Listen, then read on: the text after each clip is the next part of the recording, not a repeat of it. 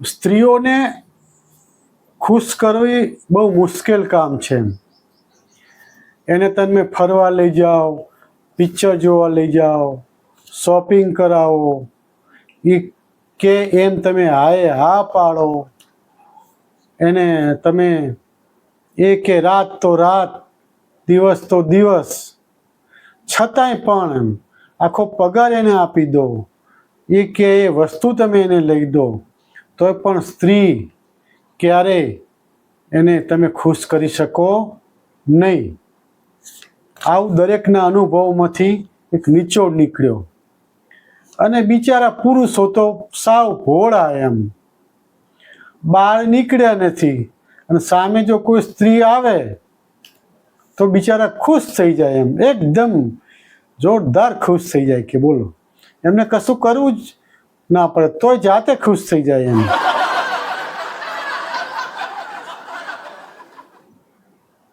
ગામમાં એક કાકાનું મરણ થઈ ગયું એમ, અને આખા ગામમાં શોકનો માહોલ થઈ ગયો એમ. અને કારણ કે કાકાએ છે ને એ ઝેર પીધું હતું એમ, ઝેરની બોટલ ગટગટાવી ગયા હતા એમ. અને એક પત્રકારે એમના ઘરવાળાને પૂછ્યું કે કાકાનું મૃત્યુ કઈ રીતે થયું એમ, તો કે ઝેરી દવા પી ગયા હતા એમ. તો પત્રકારે બીજો પ્રશ્ન પૂછ્યો એમ કે પોસ્ટમોર્ટમ રિપોર્ટમાં તો એવું છે એમ કે ગળા પર પણ ઈજાઓ થઈ છે એમ, એટલે કોઈ કે ગળું દબાયું એવું લાગે છે એમ. તો કાકી કે હા સાચી વાત છે એમ, કે ઝેરની બોટલ પીતા જ નહોતા એમ, કે માંડ માંડ ગળું દબાવીને પીવડાવી પડી કે.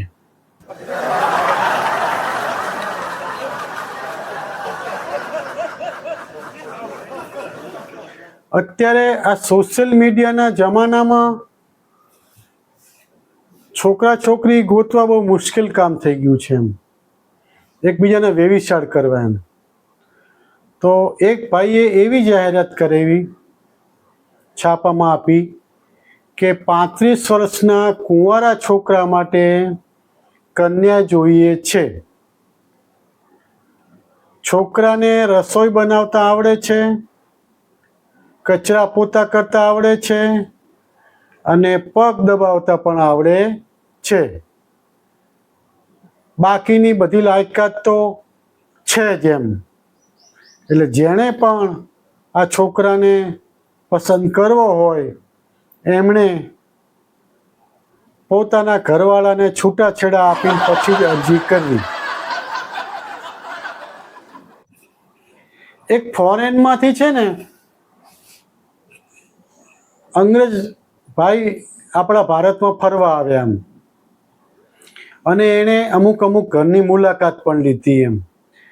એટલે એણે એક બહુ સરસ માર્ક કર્યું એમ, તમારા ભારતના રસોડામાં તમે લોકો એસી કેમ નથી નખાવતા એમ કેમ.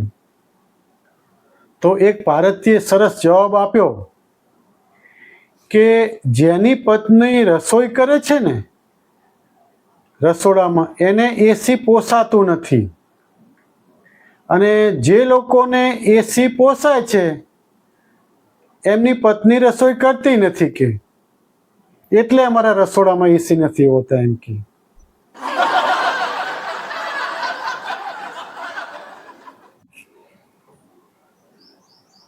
એક પતિ પત્ની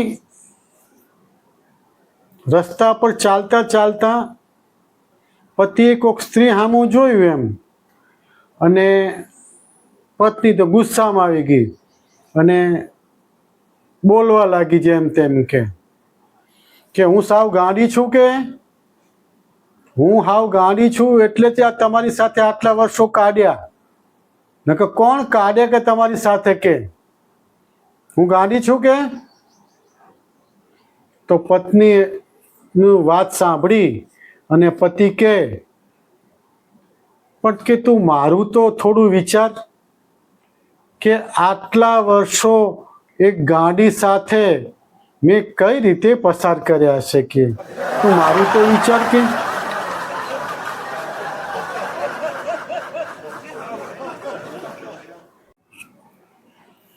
એક લગ્નના માંડવામાં જબરજસ્ત આમ લગ્નનો માહોલ જામેલો એમ, અને કન્યા અને વરને બંનેને માંડવામાં ચોરીમાં બેસાડી દીધેલા એમ. પણ વરની જોડે જે અણવર હતો ને થોડોક અળવિત્રો હતો એમ. તો એણે ગોર બાપાને પૂછ્યું કે ગોર બાપા, આ કન્યાને કે ડાબી બાજુ બેહાડવાના હોય કે જમણી બાજુ એમ. તો ગોર બાપાએ બહુ સરસ જવાબ આપ્યો એમ કે તમે ગમે એ બાજુ બેસાડો, ડાબી બાજુ બેસાડો કે જમણી બાજુ બેસાડો, એ લગ્ન પછી ઘેર જાઓ, થોડા ટાઈમ પછી એ વરના માથા પર જ બેહવાની છે કે.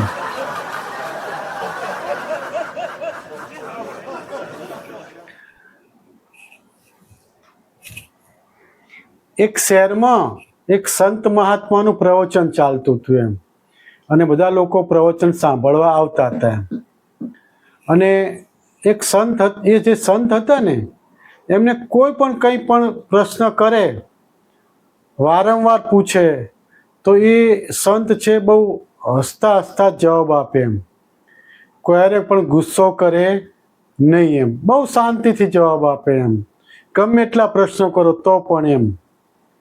તો પછી એક વખત એક ભાઈએ એમને પૂછ્યું એમ કે હે સંત મહાત્મા, તમે આ ધીરજ, ધ્યાન અને એ સાધનાનું શિક્ષણ ક્યાંથી પ્રાપ્ત કર્યું છે એમ. કે તમારા મોં ઉપર ક્યારે ગુસ્સો, ગમે એટલા લોકો પ્રશ્ન કરે તો પણ તમને શાંતિથી જવાબ આપો છો એમ. તો એ સંતે તો પેલા ભાઈ સામું જોઈને કહ્યું કે બેટા, હું સાધુ થયો એ પહેલાં મેં 25 વર્ષ સાડીના શોરૂમમાં મેં કામ કર્યું છે કે.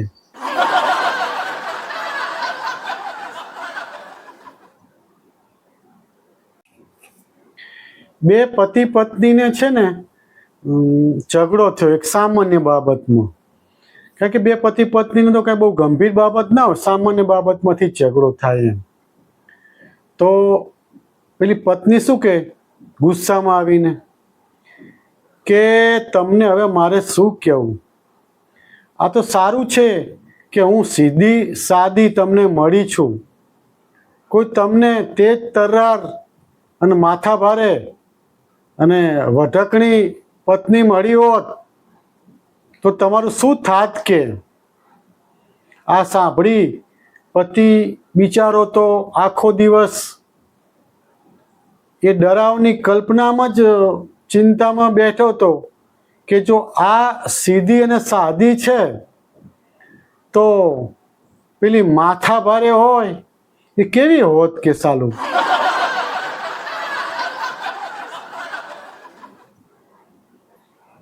વિમાનમાં બધા મુસાફરો બેઠા હતા એમ, અને વિમાન ઉપડ્યું એમ. ત્યાં વિમાનની જે એર હોસ્ટેસ હોય ને એ બધાને કહેવા લાગી કે જો આપણા વિમાનમાં 6 દ્વાર છે એમ કે.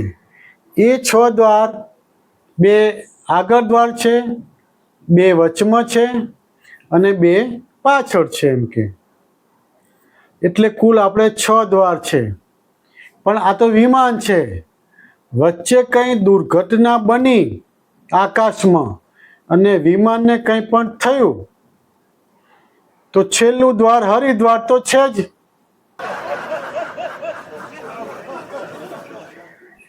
એક નાના એવા ગામમાં એક ડૉક્ટર રહે એમ, અને એ ગામના મુખીને ગુમડું થયેલું એમ. હવે એ ગુમડું જલ્દી મટે નહીં, લગભગ 15 વર્ષ થઈ ગયા, પણ ડૉક્ટર સાહેબની સારવાર મૂકી લે પણ એમને ગુમડું મટે નહીં એમ. એમ કરતાં કરતાં એ ડૉક્ટર સાહેબનો એક જુવાન છોકરો પણ ડૉક્ટર થઈ ગયો, અને સંજોગો એવા બન્યા કે મોટા ડૉક્ટર સાહેબને 1 મહિનાને ફરવા માટે એ ગયા એમ, આઉટ કન્ટ્રીમાં એમ. અને એમનો છોકરો ઘેર આવેલો, અને પેલા મુખી, ગામના મુખી આવ્યા કે છે ડૉક્ટર સાહેબ? તો તો પેલો છોકરો કે ના ના, કે મારા પપ્પા તો પ્રવાસે ગયા છે 1 મહિનાના.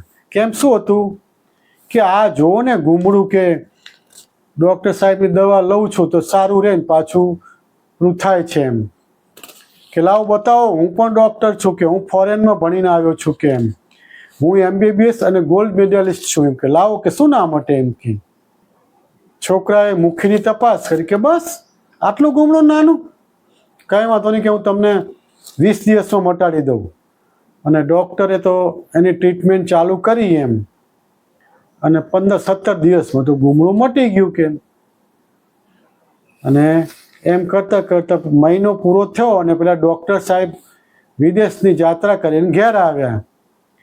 તો છોકરો કે જો પપ્પા, કે તમે આ 15 વર્ષથી કે ગુમડું નહોતો મટાડતા ને, કે મેં 15-17 દિવસમાં પેલા મુખીનું ગુમડું મટાડી દીધું. કે નવી ટેકનોલોજીનો જો કે તમે કેવો પ્રભાવ છે એમ.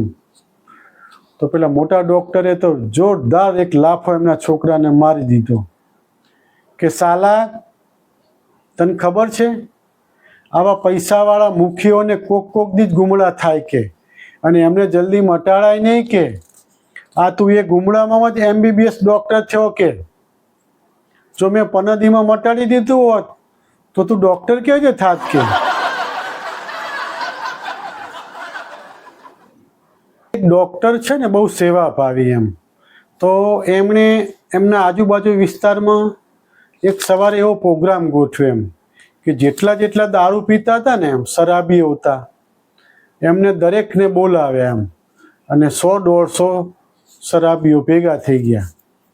અને ડૉક્ટર સાહેબે તો બધાને સમજાવ્યા કે જો ભાઈ દારૂ પીવાય નહીં, દારૂ શરીરને નુકસાન કરે, આર્થિક રીતે આપણા ઘરને પણ નુકસાન કરે એમ, અને આખું ઘર પાયમાલ થઈ જાય.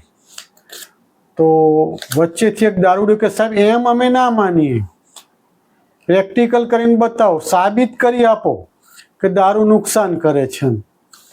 ડૉક્ટર કે કશો વાંધો નહીં. એમના કમ્પાઉન્ડરને કે ચલો ભાઈ 2 ગ્લાસ લાવો, એક દારૂની બોટલ લાવો. 1 ગ્લાસ હતો એમાં પાણી ભર્યું અને ડૉક્ટરે માખી પકડીને અંદર નાખી એમ. તો માખી તો ધીરે કરીને હળવે કરીને બહાર નીકળી ગઈ ગ્લાસની બહાર એમ. પછી બીજા ગ્લાસ હતો એમાં દારૂ નાખ્યો અને ડૉક્ટર સાહેબે ફરી વખત એ દારૂવાળા ગ્લાસમાં માખી નાખી એમ. તો માખી છે તો તરફડિયા મારીને મરી ગઈ એમ. તો ડૉક્ટર સાહેબ કે જો તમે સમજ્યા, હવે હું એટલે જ કહું છું કે દારૂ આપણા શરીરને નુકસાન કરે. બોલો હવે તમે બધા સમજી ગયા? શું સમજ્યા? તો એક જુવાન છોકરો ઊભો થયો ને કે સાહેબ અમે એ સમજ્યા કે દારૂ પીવાથી આપણા પેટના કીડા મરી જાય એમ.